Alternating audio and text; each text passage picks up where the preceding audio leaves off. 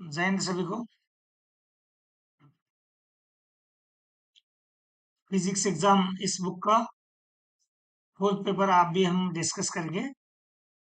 3 paper और का video already मैं मास फिजिक्स यूट्यूब चैनल में अपलोड कर चुका हूँ। ये फोर्थ वीडियो है। चलिए स्टार्ट करते हैं। Question number 1। Electrons used in an electron microscope are accelerated by voltage of 25 kilovolt.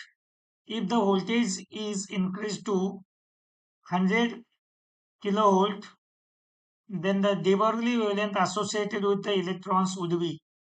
तो इसके लिए फॉर्मूला यूज करो। De Broglie wavelength is directly proportional to 1 upon V, 1 upon under root V. तो potential, तो पहला potential 25 है, second potential है 100। सो 25 divided by 100 करो अंडर रूट में, तो आपको 1/4 मिलेगा। सो इसमें ये डिक्रीज होगा 1/4 अंडर रूट में, तो उसको बाहर निकालो, 1/2 मिलेगा। तो de Broglie wavelength is equal to decreased by 2 times. ये फॉर्मूला में वैल्यू पुट करके आपको de Broglie wavelength find out कर सकते हैं। ओके, सेकंड क्वेश्चन है, if a magnetic substance is kept in the magnetic field then which of the following substance are thrown out. ये diamagnetic material है। ऐसा question हम पहले देख चुके हैं। Question number 3, name the spectral series of hydrogen atom lying in the visible region. तो आपको पता है ये 5 spectral series, Lyman, Balmer, Paschen, Brackett, पिपन।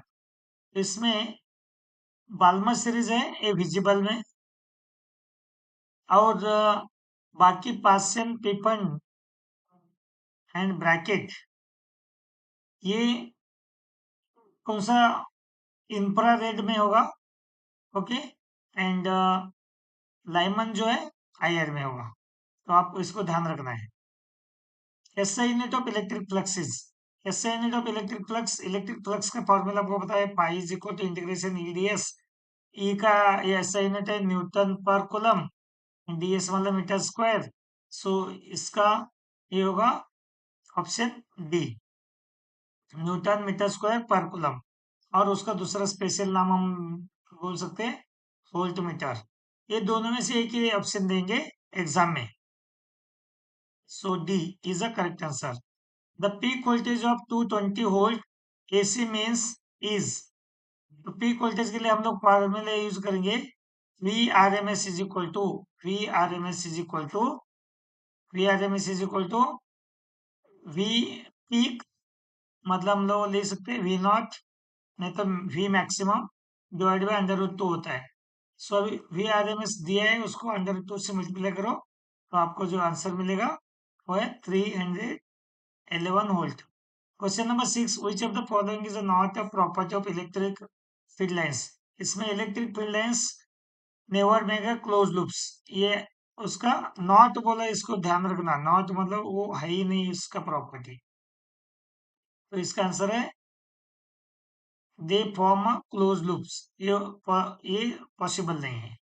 Question number 7, a cell of EMF E and the internal resistance R is connected across an external resistor R. The graph of terminal potential difference V as a function of R is। इसके लिए formula है I equal to E upon R plus R। इस फॉर्मूले के हिसाब से तो इसका ये ग्राफ होगा E। Question number 8, when a trivalent impurity is mixed in a pure semiconductor, the conduction is mainly due to।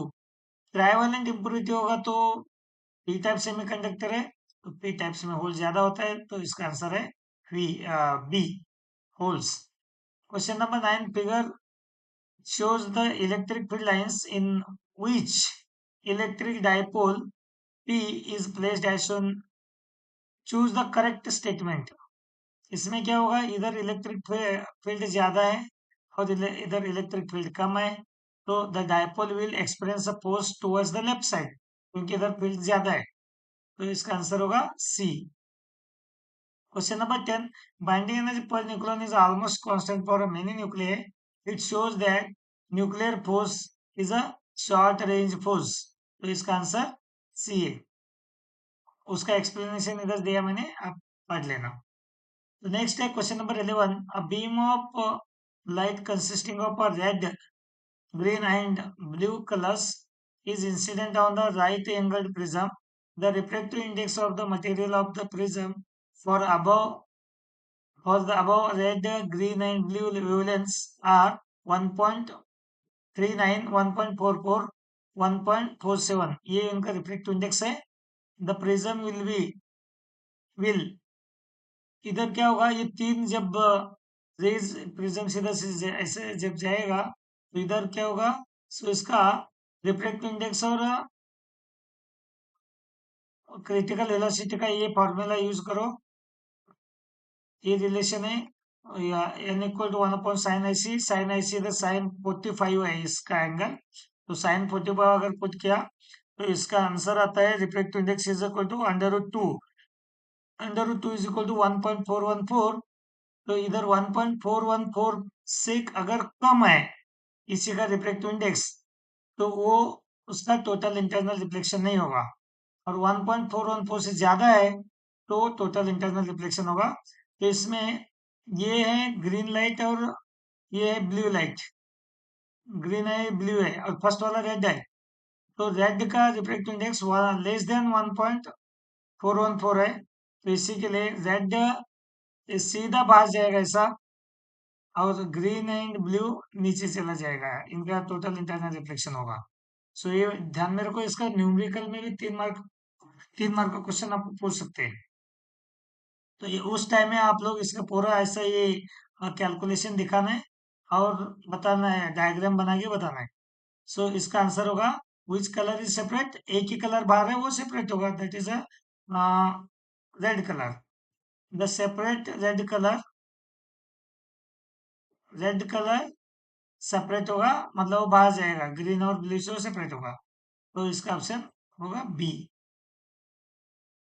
Question number 12, a plane electromagnetic wave of energy u is reflected from the surface, एक surface से वो reflect होके आएगा, तो जाते time उसका जो momentum होगा, आते टाइम उसका जो मोमेंटम होगा, दोनों मोमेंटम ऐड होगा, मतलब माइनस ऑफ माइनस, फाइनल भी माइनस है और जाके वापस आएगा वो भी माइनस है, माइनस ऑफ माइनस। सो इसका वैल्यू क्या आएगा मैं आपको बता दूंगा अभी, ये देखो, then the momentum transferred by the electromagnetic wave to the surface is, तो 2 टाइम्स ऑफ u/c। सो ये इसका आंसर 2 टाइम्स ऑफ u/c, एक टाइम u/c जाने का और u/c आने का। इधर एक्सप्लेनेशन दिया मैंने, जाते टाइम उनका मोमेंटम होगा +u/c, आते टाइम उसका मोमेंटम होगा और रिवर्स करेगा -u/c। So final minus initial करने के बाद ये आएगा -2u/c। क्वेश्चन नंबर 13 to 16 एक असर्शन रीजन टाइप क्वेश्चन है, तो ये 4 ऑप्शन आपको पता है, सारे क्वेश्चन पेपर में ये कॉमन 4 ऑप्शन है, फर्स्ट पेपर में मैंने एक्सप्लेन किया था ये चारों ऑप्शन क्या है। देखते हैं अभी 13 नंबर क्वेश्चन। Assertion है, two parallel conducting wire carrying a current in the same direction come close to each other. सो ये करेक्ट है, दोनों कंडक्टर का वायर अगर पैरेलल है, सेम डायरेक्शन में करंट होगा तो अट्रैक्शन होता है, और अपोजिट डायरेक्शन में करंट होगा तो रिपेल होता है। देन पैरेलल करंट्स अट्रैक्ट है, एंटी पैरेलल करंट रिपेल है, करेक्ट एक्सप्लेनेशन दे रहे हैं, तो ये इसका ऑप्शन होगा A. Both assertion and reason are true and reason is a correct explanation of assertion. Question number 14. In astronomical telescope, the objective lens is of large aperture and larger is the aperture, smaller is the magnifying power. तो ये larger aperture होगा तो larger magnifying power होना चाहिए, तो ये wrong है और पहला स्टेटमेंट करेक्ट है, तो इसके लिए इसका ऑप्शन होगा सी।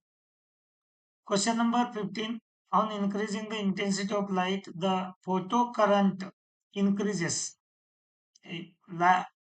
ऑन इंक्रीजिंग इंटेंसिटी इंक्रीज होगा तो फोटो करंट इंक्रीज होगा, क्योंकि इंटेंसिटी को फोटो करंट डायरेक्टली प्रोपोर्शनल है। Then photo current increases with increase of frequency of light, ये फॉल्स है, सो इसका आंसर क्या होगा, C. assertion is true but reason is false.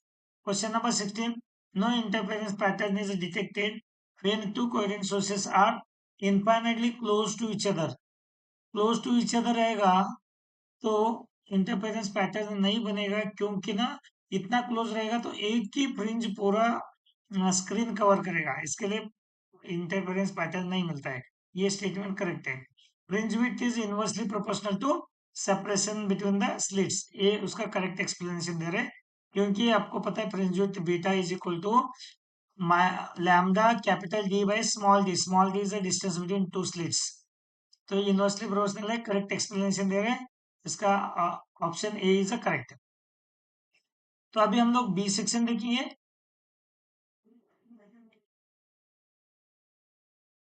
B section 2 mark का question. Two identical point charges Q each are kept 2 meters apart in air. A third point charge Q of an unknown magnitude and a sign is placed on the line joining the charges such that the system remains in equilibrium. Find the position and nature of Q. इसके लिए हम लोग ये diagram दिए है, देखो diagram में suppose total distance 2 centimetre है, तो हम लोग मान लेते हैं पहला Q से लेफ्ट से x डिस्टेंस में, तो रिमेनिंग पार्ट हो गया 2 माइनस एक्स।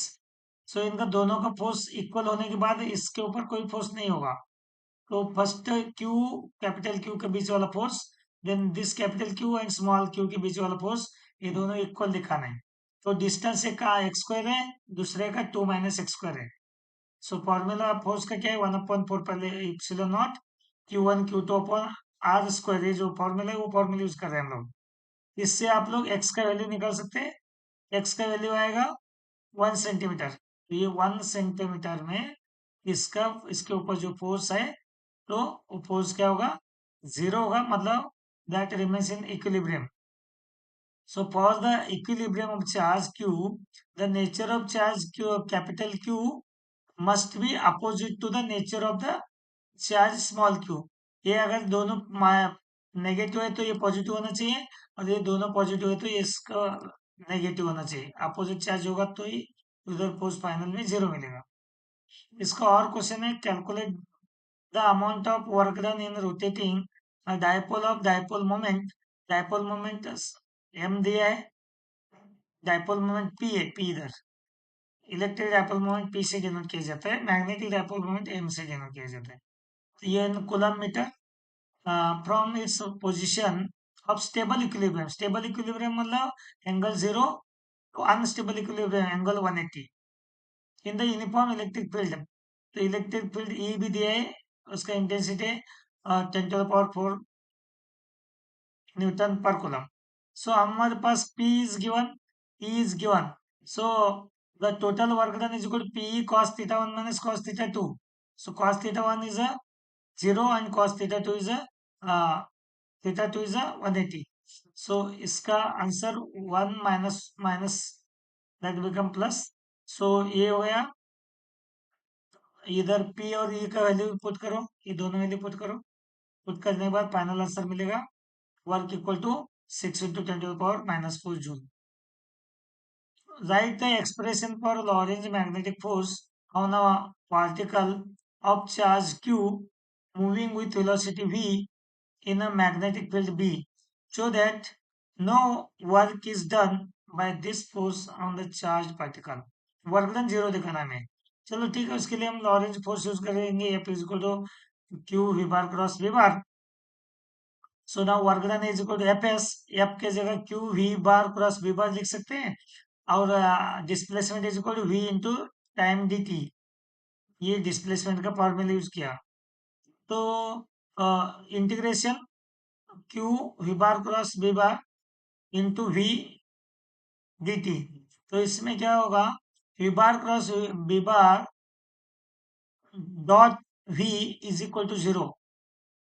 जब ये वैल्यू 0 होगा तब V bar cross V bar is perpendicular to V, तो दैट जब V bar cross V bar perpendicular होगा तो वर्क डन 0 हो गया। सो यही हमें प्रूव करना था, work done is 0। Question number 19, how does the oscillating charge produces electromagnetic wave. हाँ, ये इलेक्ट्रोमैग्नेटिक वेव का डेफिनेशन लिखना है, तो इधर कैसा प्रोड्यूस करते हैं हमें बताना है। तो हम लोग तो हमें पता है oscillating charge produce electromagnetic wave कैसे प्रोड्यूस होता है, उसका आंसर देना है। और सेकंड क्वेश्चन है sketch the schematic diagram depicting the oscillating electrical magnetic fields of an electromagnetic wave propagating along z-axis. So इस सिंपल डायग्राम है, ये ट्रांसवर्स नेचर, इसको क्वेश्चन टर्न करके पूछ सकते हैं। तो इलेक्ट्रोमैग्नेटिक वेव ट्रांसवर्स नेचर है, वो एक्सप्लेन करो विद ग्राफ, अभी यही ग्राफ आपको बनाना है। पहला हाउ इलेक्ट्रोमैग्नेटिक वेव प्रोड्यूस, इसके बारे में हम लोग देखेंगे। फर्स्ट क्या होगा, an oscillating charge particle produces an oscillating electric field in a space which produces an oscillating magnetic field. oscillating electric field बनने के बाद और वही electric oscillating magnetic field produce करेगा। then oscillating electric field and magnetic fields repel each other and this results in the production of electromagnetic waves in space. फिर दूसरा B का graph ऐसा बनाना आपको, इलेक्ट्रिक फील्ड होकर ये जो लाइन है ध्यान रखो, ये सीधा स्ट्रेट लाइन है। ओके, और दूसरा ये जो है मैग्नेटिक फील्ड वेक्टर इधर है। ओके, फिर सो इधर इलेक्ट्रिक फील्ड वेक्टर है, मैग्नेटिक फील्ड वेक्टर, ये दोनों परपेंडिकुलर आपको दिखा है। Electric field vector, magnetic field vector perpendicular दिखा है, और इलेक्ट्रोमैग्नेटिक फील्ड दोनों परपेंडिकुलर होगा एक्सिस। ये डायग्राम अच्छे से बनाओ, कहीं बच्चे ने डायग्राम में इधर गलती कहां गलती होने से सब एक डायग्राम बना रहे हैं, तो उस टाइम में इलेक्ट्रिक फील्ड वेक्टर उसको क्या हुआ, ठीक है, इलेक्ट्रिक फील्ड वेक्टर इनके बीच में जो मैंने लाइन खींचे देखो, वो दोनों एग्जैक्ट ऐसे ऐसा स्ट्रेट लाइन नहीं है, ये नीचे वाले कर्व है और ऊपर वाला स्ट्रेट है, ये ध्यान रखना है। Question number 30. The proton emitted during the excitation of electron one state n is equal to first excited state in a hydrogen atom. Irradiates the metallic cathode of work function 2 electron volt in a photocell with a stopping potential of 0.5 volt. Obtain the value of the quantum number of the state at. So we know that energy at n level is equal to minus 13.6 electron volt again on n square. Then photoelectric equation is a h nu is equal to w plus kinetic energy. Kinetic energy लिखा हम लोग into s. So potential like this. So work कितना दिया हमने 2 electron volt plus, और starting potential कितना है 0.55 volt into ई करो, ये टोटल बन गया 2.55 electron volt. Then energy difference कितना होगा, कहां से कहां तक, फर्स्ट एक्साइटेड स्टेट है ये अंतर, तो फर्स्ट एक्साइटेड स्टेट है तो हो गया first excited state n equal to हम लोग 2 लेते हैं, तो -13.6 डिवाइड बाय 2 का स्क्वायर, तो हो गया -3.4 minus of -2.55 electron volt, the difference in energy is equal to -0.85 electron volt. So इधर ये फॉर्मूले में वैल्यू पुट करो, -13.6 divide by n square is equal to -0.85, then n equal to 4, इसका आंसर होगा n equal to 4। Question number 21, the graph of potential barrier, वैसे potential barrier है, potential नहीं पोटेंशियल बैरियर बोल रहे हैं, ये ध्यान से एग्जाम में अच्छे से पढ़ना क्वेश्चन। पोटेंशियल है तो अलग आंसर आता है, पोटेंशियल बैरियर का अलग आंसर आता है। पल्सेस और beats of electricity for unbiased diode is 30, figure हम ऐसे in comparison to A, that B and C are often after biasing the diode in a different ways. By type of biasing in B and C and just versa. तो barrier potential से potential ज्यादा होगा हमारा, barrier potential से potential ज्यादा होगा। तो barrier potential से अगर पोटेंशियल हमारा ये देखो, बैरियर पोटेंशियल इधर तक ये ज्यादा है,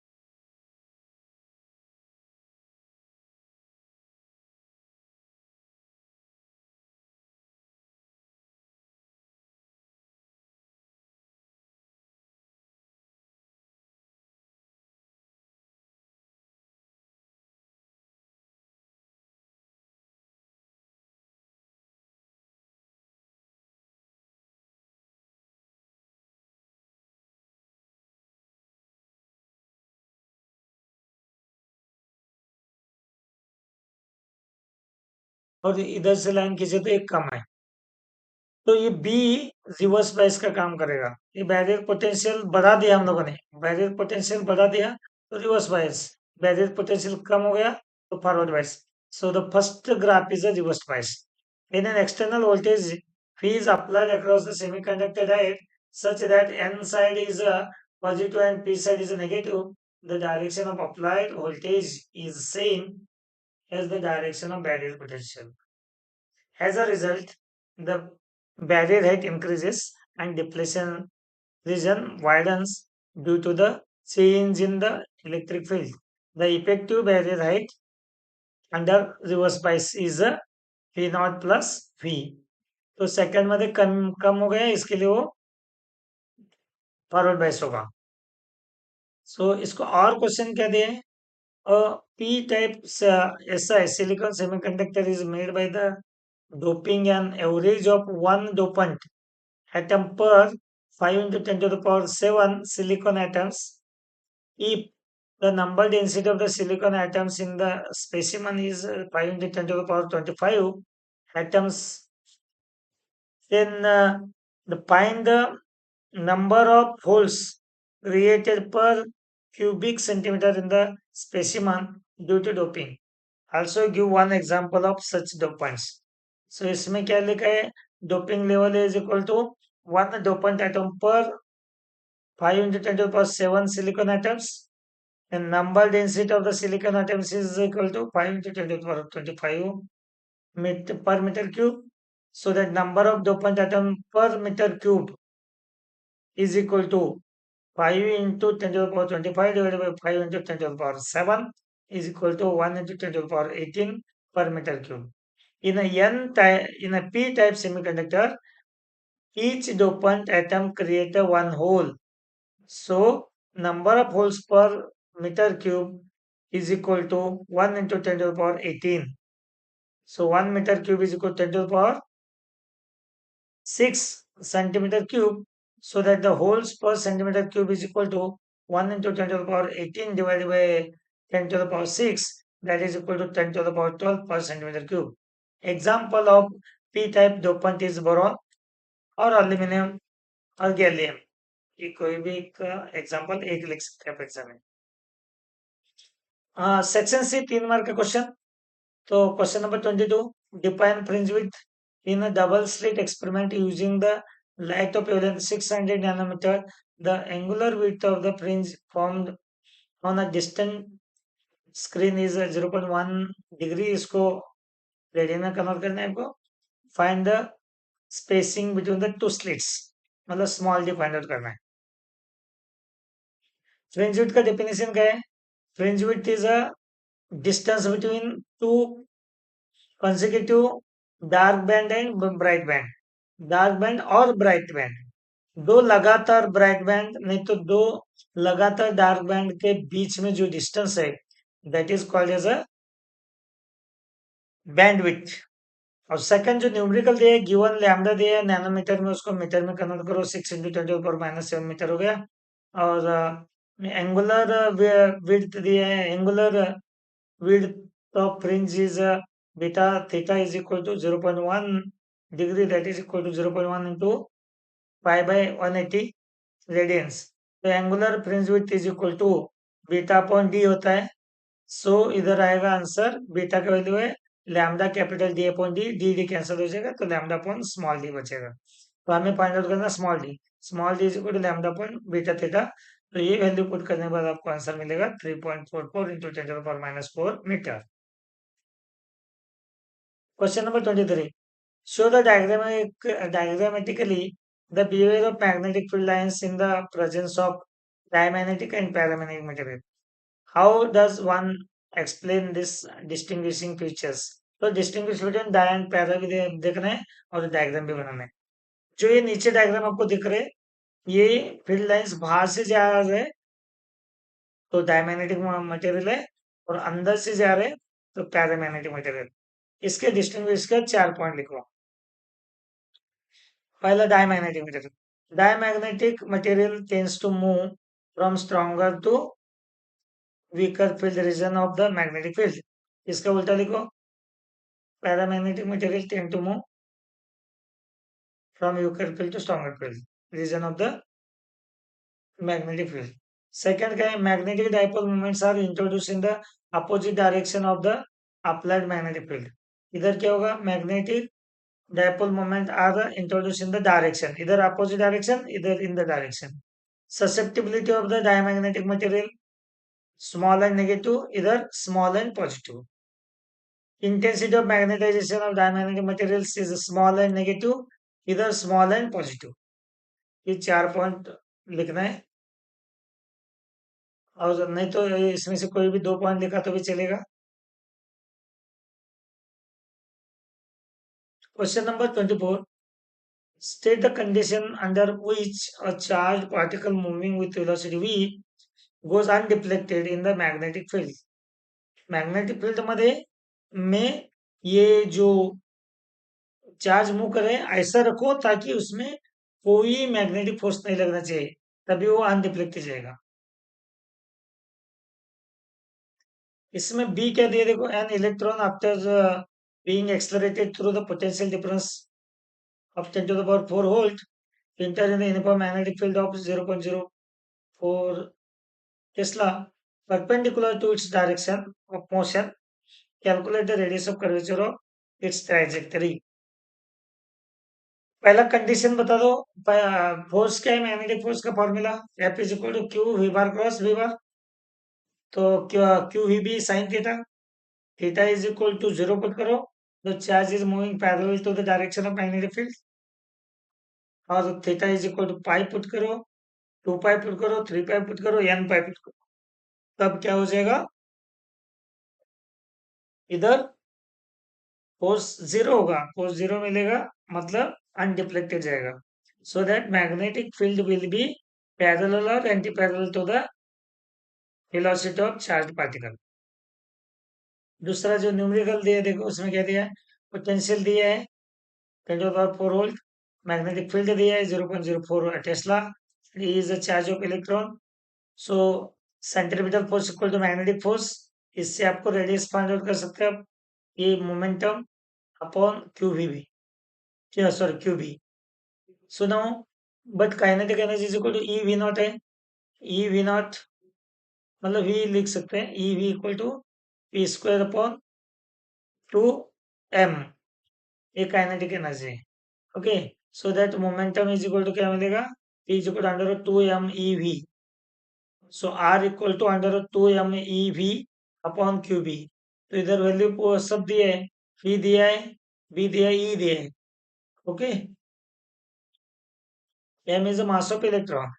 ये सारे वैल्यू पुट करो, आपको इसका रेडियस मिलेगा 8.4 into 10⁻³ metre. Question number 25. Derive an expression for self inductance of long air core solenoid of length L and cross sectional area E having the number of turns N. तो last paper में हम लोग देखा था mutual inductance, ये उससे simple derivation है. तो ये डायग्राम बना दो, सिंपल डायग्राम है. करंट आई इसमें से फ्लो हो रहा है, L is the length of the solenoid है, ये is area of cross section of solenoid है, आर इज द रेडियस, ये रेडियस ऑफ ईच टर्न है. तो हमें पता है एम्पेयर सर्किट लॉ यूज करके हम लोग magnetic field inside the solenoid निकाला था, V equal to mu naught N I. This is equation 1.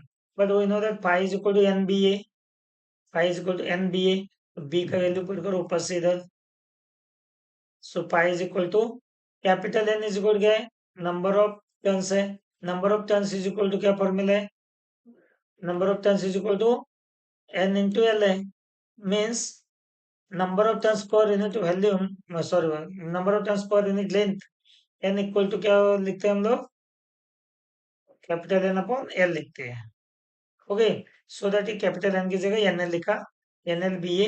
B का वैल्यू पुट करो ऊपर से इस इक्वेशन से, mu naught that N into N, N square L I E. So we know that self inductance according to self inductance definition, so phi is equal to L I. So ये दोनों equation compare करो, then I I cancel हो जाएगा इधर का. So L equal to mu naught N square L A, but small n equal to n capital N upon L होता है.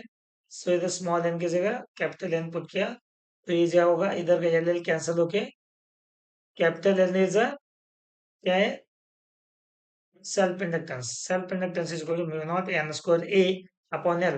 A is equal to pi r square put करो, so ये formula मिलेगा L equal to mu naught n square pi r square upon L.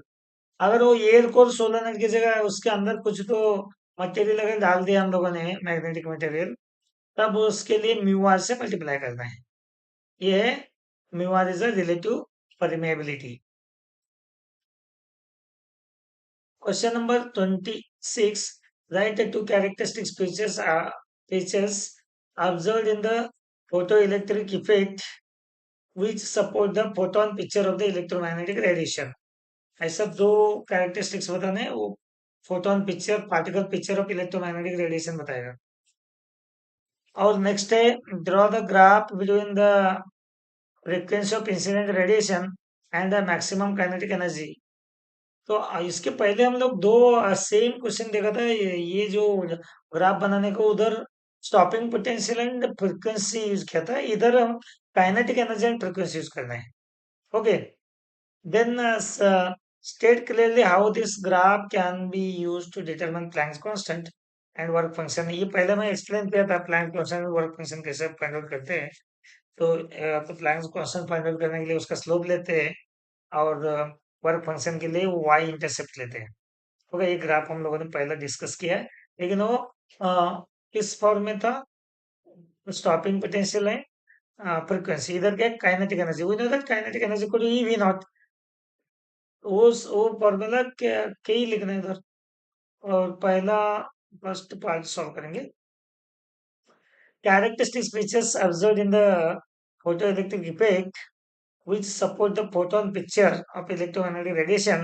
तो पहला characteristics है, photons are electrically neutral and are not affected by electric and magnetic fields. दूसरा characteristics है, all the photons of the light of particular frequency nu have same energy and momentum whatever the intensity of the radiation may be. सभी photon का photon of light of particular frequency है the same energy in same moment होता है. Intensity कितना भी रहने दो, कोई फर्क नहीं पड़ता. सेकंड पार्ट है, ग्राफ बनाना है हमें. एक ग्राफ बना दिया, तो ये काइनेटिक एनर्जी, और हमारा जो फॉर्मूला है kinetic Einstein photo electric equation, kinetic energy equal to H nu minus W naught. W naught क्या है, वर्क फंक्शन है. इधर फाइव नॉट भी लिखते हैं, कहीं कहीं बुक में फाइव नॉट लिखा है. तो इसका जो ये पार्ट है, ये डब्ल्यू नॉट है. और काइनेटिक एनर्जी अपॉन न्यू, ये काइनेटिक एनर्जी अपॉन न्यू करो, न्यू मतलब frequency, that is equal to H direct value. H का वैल्यू क्या करेंगे, kinetic energy upon nu is that is a directly slope. Then the Planck's constant can be calculated by slope of the graph. Simple है. अब intercept on the negative kinetic energy that gives the work function. So therefore, intercept of the negative k kinetic energy axis gives the value of work function. Question number 27. The ground state energy of the hydrogen atom is minus 13.6 electron volt.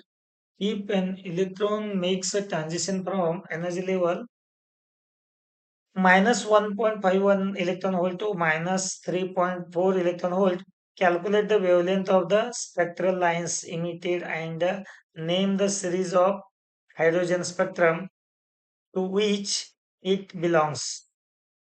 तो इसके लिए पहला आपको क्या करना पड़ेगा, energy difference equal to energy of emitted photon.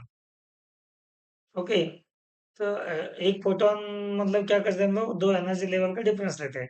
सो इधर E1 minus U2 लेंगे. E1 हमें कितना दिया था, ये minus 1.51 and E2 is this.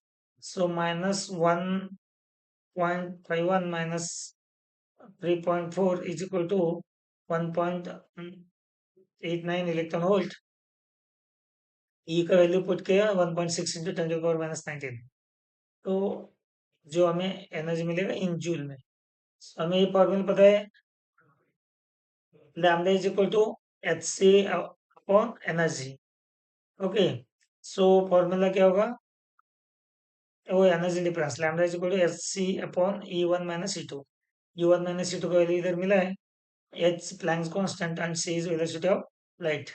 सो वही फॉर्मूला यूज करना है आपको, C is equal to, sorry, lambda is equal to lambda, C upon lambda is equal to new होता है, इक्वल टू एच न्यू वाला ही फॉर्मूला यूज करना है। ओके, तो ये सारे वैल्यू पुट करने के बाद आपको आंसर मिलेगा इसका 6.548 इंटू 10⁻⁻7 मीटर, और इसको एंगस्ट्रॉम यूनिट में कन्वर्ट कर सकते हैं।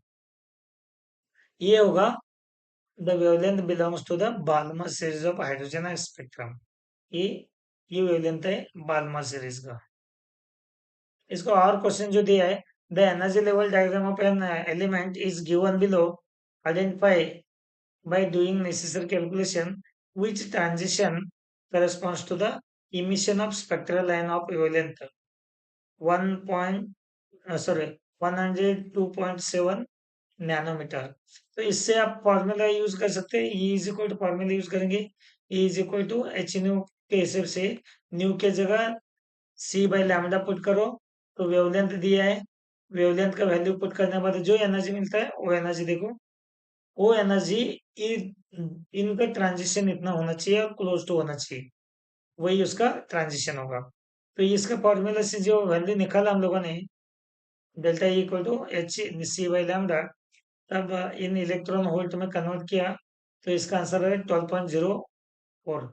तो इधर इन दोनों का डिफरेंस देखो, इसका -13.6 एंड 1 पॉइंट -1.5, तो इनका डिफरेंस देखो -3.4 एंड -1.5, इनका डिफरेंस देखो -0.85 एंड -3.4, इनका डिफरेंस देखो, ये ऊपर वाला दूंगा, जिनका डिफरेंस इसको मैच कर देता है वो उसका ट्रांजिशन होगा।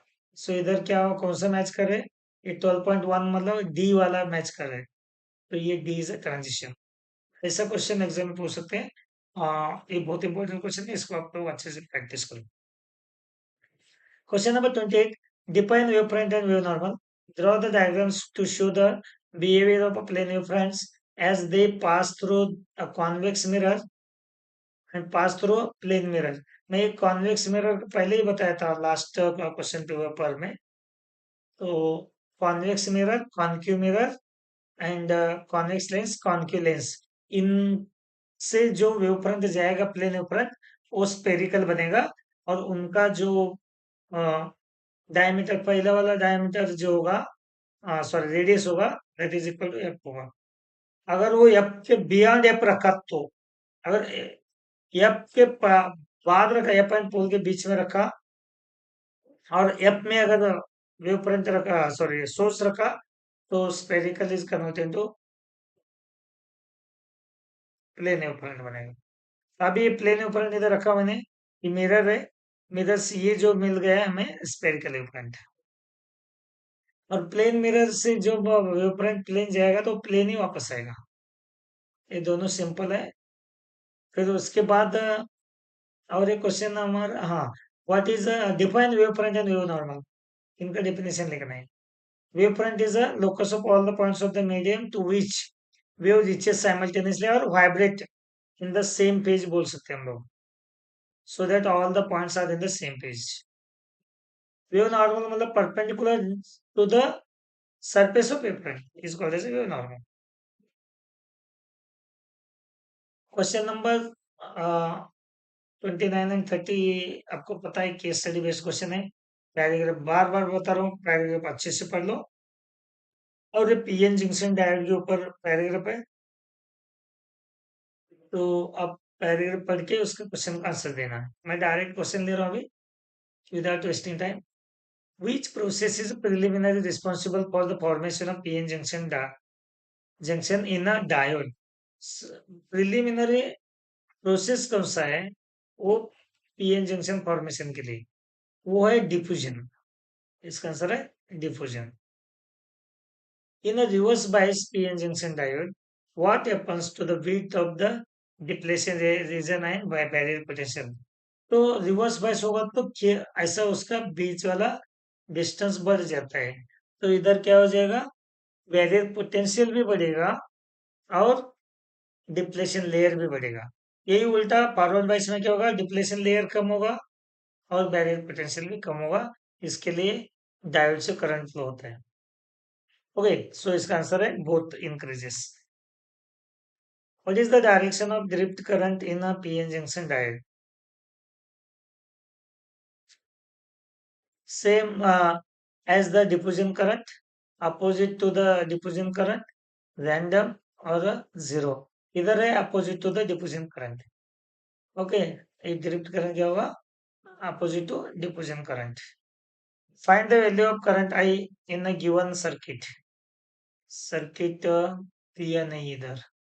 ओके, तो इसमें सर्किट नहीं है तो क्वेश्चन कैसे सॉल्व करेंगे.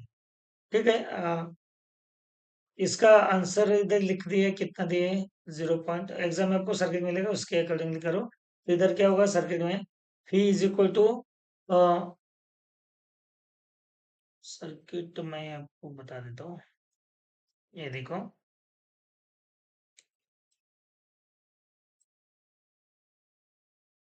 इधर ये डायोड होगा, तो इस इधर आपका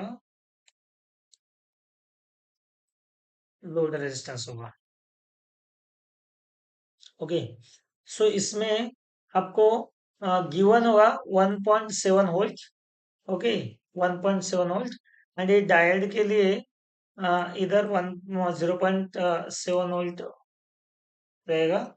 सो नेट वोल्टेज इसमें कितना रहेगा, 1.7 माइनस 0.7. देन इधर रेजिस्टेंस दिए है और इधर सीरीज में इधर एक रेजिस्टेंस है. So total resistance R equal to R plus this load resistance, that is 2 plus 2, that is equal to 4. So I is equal to V upon R करो तो इसका आंसर ये मिलेगा. ओके, सर्किट दिया जाएगा, सर्किट से अब सॉल्व करो. Question number 30. Read the following paragraph and answer the questions. इसमें ये जो पैराग्राफ दिया है, इस पैराग्राफ आप अच्छे से पढ़ेंगे तो ये पैराग्राफ माइक्रोस्कोप का रिलेटेड है और क्वेश्चन जो है डिस्क्रिप्टिव क्वेश्चन है. State the nature of image found by the objective lens. Objective lens से जो इमेज बनता है उसका नेचर बताना आपको. तो पहला क्या होगा, that is a real inverted and magnified होगा. एक जब कॉन्वेक्स लेंस होता है तो उसका image obviously real inverted and magnified होता है. तो सेकंड क्वेश्चन है, write the expression for the magnifying power of the compound microscope when the final image is formed at the least distance of distinct vision. तो ये formula होगा m equal to L upon F naught 1 + d/fe. नहीं तो इधर ये भी हो सकता है, vo अपॉन uo भी लिख सकते हैं आप. vo upon uo instead of l upon fo. vo upon uo 1 + d/fe, ये फॉर्मूला आप लिख सकते हैं. ये जो 3 नंबर का क्वेश्चन है, ये क्वेश्चन है 2 मार्क के लिए. A compound microscope has an objective focal length of 1 centimeter and an eyepiece focal length is equal to 2.5 centimeter. Separation between the lenses is 14 centimeter. Final image is formed at infinity. And calculate the position of object from the objective. तो इसके लिए compound microscope इधर पहला हम लोग क्या करेंगे, focal length कौन से दिए हैं, ऑब्जेक्टिव का 1 सेंटीमीटर है एंड आईपीएस का 2.5 सेंटीमीटर है. Then length of the microscope दिया है, length of the microscope is 14 centimetre है. Then VO is equal to L minus UE होता है. तो ये कैसा है, जब हम लोग ऐसे डायग्राम बनाएंगे, आईपीएस ये ऑब्जेक्ट है, ये हमारा आईपीएस है. तो इधर से जब जा रहे ऐसा, तो ये हो गया वी ओ यू ओ और ये हो गया वी ओ. ये होगा वीओ। और इधर जो ये इमेज इसके लिए ऑब्जेक्ट करके काम करेगा तो ये यूई, मतलब VO plus UE is equal to L होता है length of the microscope. Then VO is equal to L minus UE. तो यूवी इधर एक अगर फोकस में बनता है तो ये इसका आंसर होगा।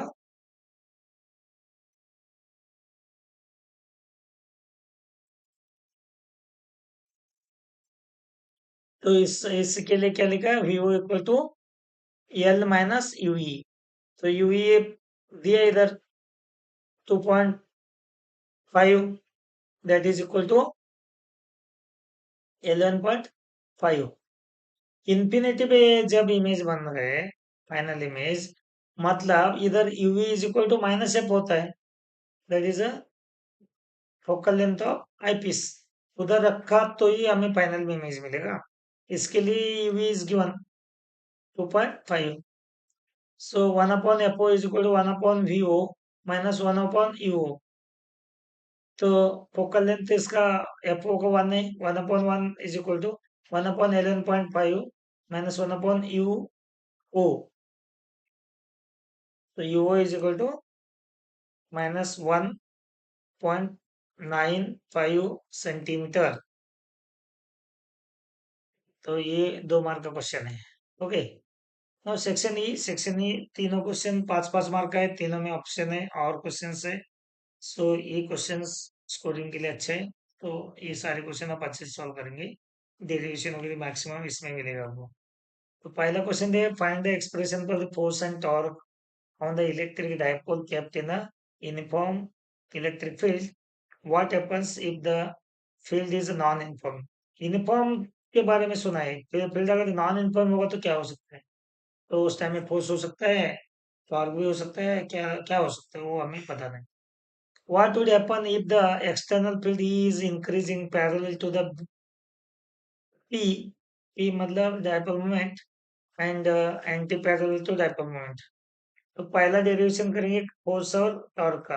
टॉर्क का डेरिवेशन सिंपल है, आप बहुत बार आप प्रैक्टिस कर चुके होंगे, तो इजीली आप कर सकते हैं, और फोर्स भी इजी है। तो पहला ये डायग्राम देखो, इस डायग्राम में क्या किया है हम लोगों ने, ये इलेक्ट्रिक फील्ड है और डायपोल ऐसा रखा है, making an angle with the electric field. Okay, angle theta. So इधर से परपेंडिकुलर डाल दिया हम लोग बी से एन तक, और ये जोड़ दिया, तो ये ए और बी है और इधर एन है। तो इधर साइन थीटा क्या हो जाएगा, इधर सामने वाले एन भी क्या होगा, 2l साइन थीटा होगा।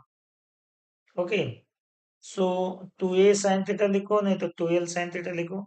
ओके, ये 2l है। देन ये परपेंडिकुलर डिस्टेंस होगा, इधर एक फोर्स है F1 that is a QE, इधर फोर्स है F2 is equal to minus QE। So torque equal to one of the force into perpendicular distance. Now two forces F1 and F2। पहला देखो F1 कितना है, F2 कितना है, ये तो डायपोल मोमेंट का ही फॉर्मूला लिखो, P is equal to 2QL। Then force on plus charge is equal to F1 EQ। Force on minus charge F2 is equal to, that is also EQ, but that is a minus in opposite direction है, इसके लिए उसको हम लोग इधर नीचे minus लेंगे। Then net force F equal to F1 minus F2, QE minus QE is equal to 0। Total net force in the uniform magnetic field 0 होगा। देन टॉर्क एक्ट करेगा। देन टॉर्क का फॉर्मूला क्या होगा, as a net force is on the electric dipole is 0, so dipole does not undergo any translatory motion, वो rotational motion में आएगा। तो rotational motion के लिए torque is equal to force into perpendicular distance होता है। तो torque equal to P, take any one, sorry, QE one of the force into perpendicular distance, ये परपेंडिकुलर डिस्टेंस, परपेंडिकुलर डिस्टेंस कितना होगा, 2l sin theta. Then QE is equal to 2l sin theta. Then 2QL is equal to P. So the torque is equal to P sin theta. So in vector form, torque is equal to P bar cross E bar. ये bold में लिखा है. Thus, if an electric dipole is placed in an electric field is in oblique orientation, it experiences no force but experiences a torque. That torque tends to align the dipole moment along the direction of electric field. So the torque is minimum. When torque is minimum, when theta is 0. Dipole is parallel to the direction of electric field. And torque is maximum when dipole is perpendicular to the electric field. So theta is equal to 90. कि maximum torque कितना मिलेगा. Okay. सो B part क्या है. When the field is non uniform the net force will not be zero. Zero नहीं होगा. Force non zero होगा. There will be translatory motion of the dipole. Also net torque acts on the dipole which depends upon the location of dipole in the non-uniform field. उधर torque भी होगा, force भी होगा, non zero force रहेगा. Third point जो दिया है, when E is parallel to the P, the dipole has a net force in the direction of increasing field. Dipole, the dipole has a net force. उसके ऊपर जो force मिलेगा increasing field के direction में रहेगा. When the E is anti-parallel to P, the net force on the dipole is in the direction of decreasing field. In general, force depends upon the orientation of P with respect to E. इधर direction दिया देखो. जब P and E parallel होगा तो force कहाँ है. देखो ये फोर्स माइनस Q के ऊपर इस साइड फोर्स है एंड प्लस Q के ऊपर इस साइड फोर्स है. देन P का फोर्स इस साइड होगा डाइपोल का. सो इधर क्या हो जाएगा. एंटी पैरेलल में क्या हो रहा है. इधर फोर्स E, E का डायरेक्शन, P का डायरेक्शन क्या हो रहा है. इधर पॉजिटिव टू नेगेटिव हो रहा है. सो दोनों force on Q is a left side and right side, and this is a left side. If the direction of net force is in the direction of field, and if the direction of net force is opposite to the direction of field, direction of increasing electric field is direction of increasing electric field. Okay. So now next इसको और question जो दिया है, represent graphically variation of electric field with a distance, charged spherical cell and for a uniformly charged plane sheet. Charge spherical shell बोल रहे हैं.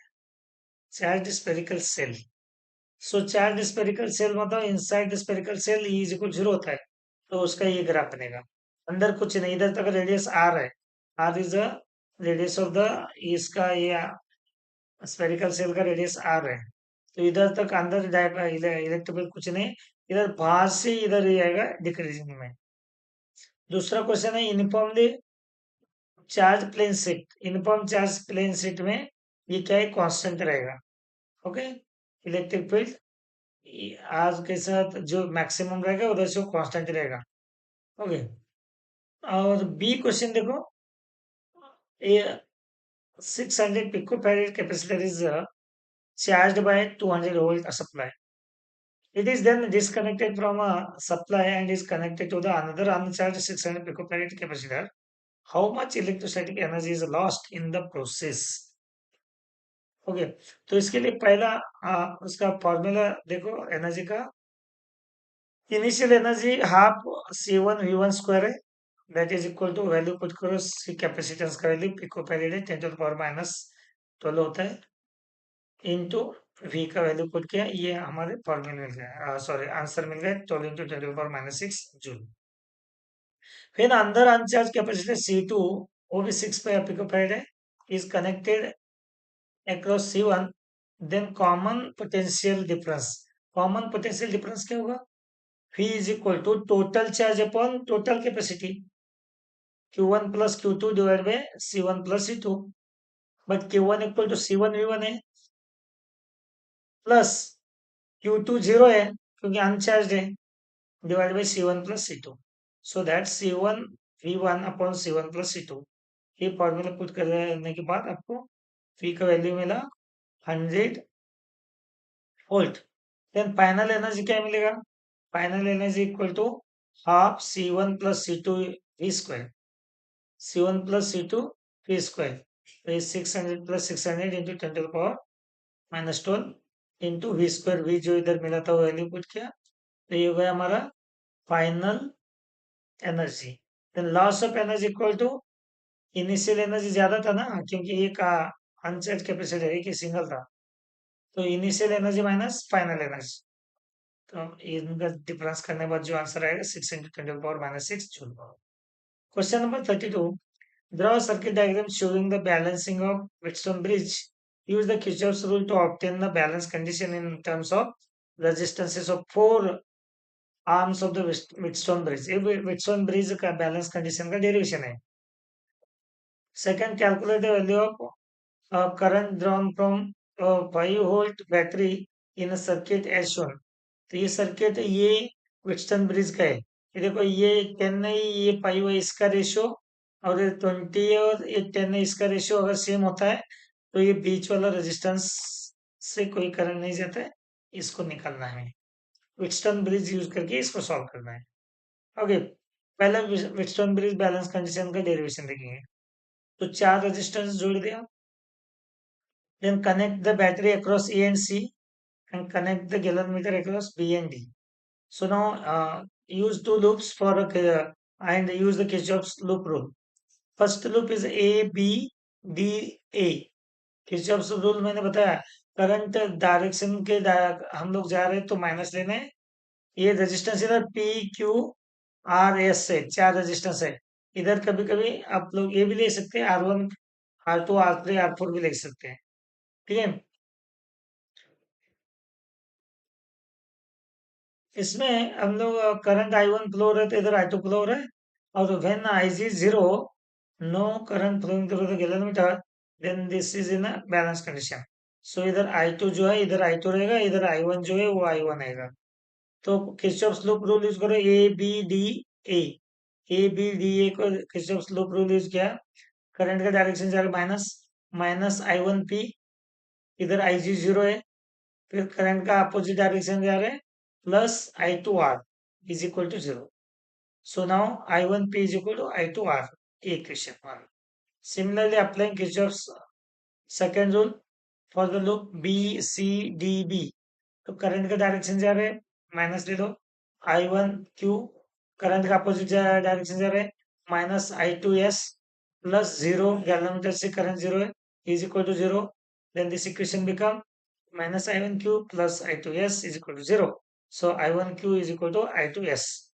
So now equation 1 को 2 से डिवाइड करो, I1 P upon I1 Q is equal to I2 R upon I2 S, I2 I2 cancel, I1 I1 cancel, P upon Q is equal to R upon S. सो जो वो numerical जो था उसका diagram ऐसा बनेगा।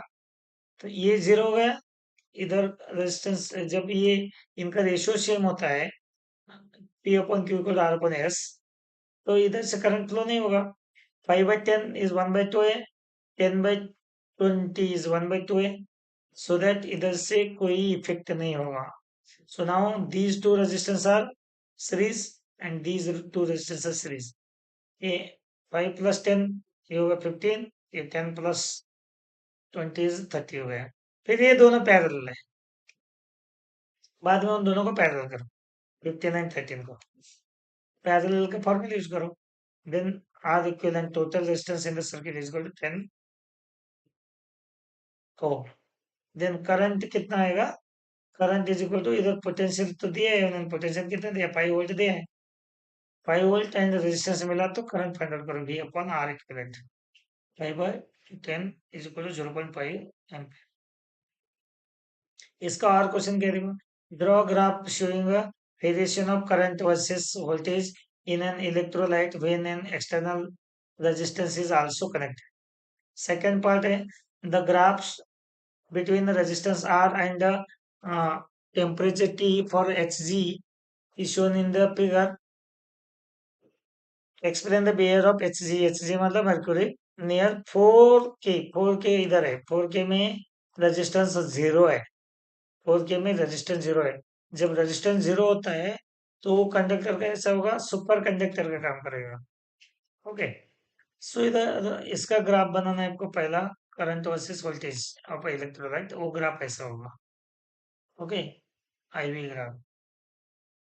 Second में क्या देता है हम लोगों का, 4K में टेम्परेचर 4K में तो रेजिस्टेंस जीरो होगा, which is the characteristic shown by the supercapacitor. So we can say that Hg behave as a superconductor at the temperature 4K. Then C question क्या है देखो इधर, two electric bulbs have the following specifications: 10 100 watt at the 220 volt, 1000 watt at the 220 volt. Which bulb has a higher resistance? What is the ratio of their resistances? D क्या है, high current to be drawn safely from a low battery and high voltage battery. What can you say about the internal resistance of the two batteries? पहले सी देख के solve करेंगे इसको। सी के लिए formula use करेंगे हम लोग, R equal to V upon I, that is equal to V square upon P, V square upon P, क्योंकि आई का वैल्यू हम लोगों ने पुट किया है। Then at a constant voltage V, the resistance is directly inversely proportional to P. So P power ज्यादा होगा तो रेजिस्टेंस कम होगा, तो क्या होगा, that is the resistance of the filament of 100 watt bulb is greater than the 1000 watt bulb. The ratio of resistances क्या होगा, R1 upon R2 is equal to P2 upon P1. So that is equal to 10:1. D के लिए क्या question होगा, D के लिए ये formula है, are internal resistance equal to E upon V minus 1 into R. So that internal resistance is directly proportional to EMF. So as a low voltage battery from which we need to draw high current must have very low internal resistance, then high voltage battery from which we need to draw high current must have very high internal resistance. इस paper का last question 33 A part है, draw ray diagram to show the formation of real image of the same size as that of the object placed in front of the converging lens. Using this diagram, establish the relation between UV and F of the lens. तो इसका मतलब है, थोड़ा घुमा के question पूछा, derive expression for Lenz formula, thin lens formula बोल सकते थे, लेकिन आपको कंफ्यूज करने के लिए रे डायग्राम बनाओ, फिर रियल इमेज आना चाहिए, फिर कन्वर्जिंग लेंस, कॉन्वेक्स के जगह कन्वर्जिंग, थोड़ा सा कंफ्यूज करके दिया, तो ये है thin lens formula. Second part है, right angle crown glass prism with the critical angle of 41 is placed before the object PQ in the two positions as shown in the figure 1 and 2. Trace the path of the rays from P and Q.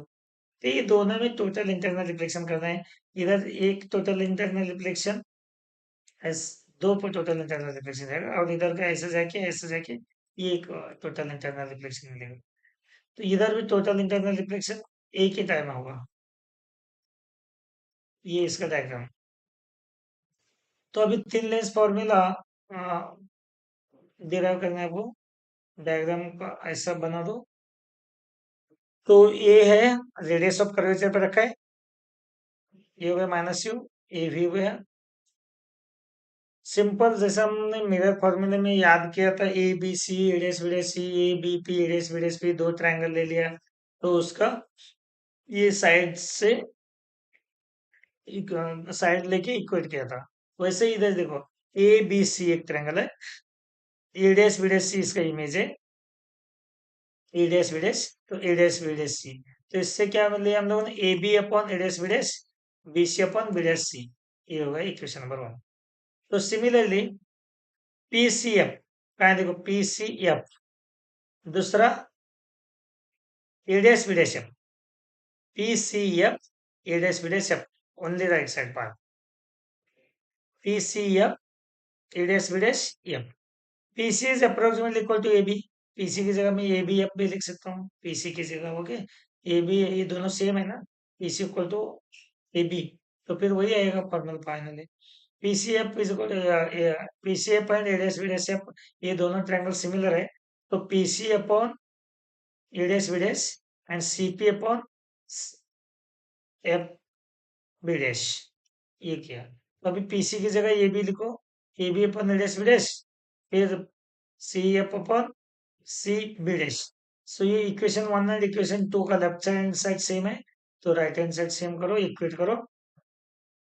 तो इधर क्या आएगा, C B upon C B dash is equal to C F upon C B dash, C B upon C B dash is equal to C F upon F B dash. तो C B पता है, मैंने diagram में देखो C B कितना है, minus you है, C B B C और सी बी माइनस यू है, और सी बी डैश भी पता है वी है, एंड सी एफ पता है एफ है, तो ये सारे वैल्यू पुट करने से क्या होगा इधर, ये हो गया।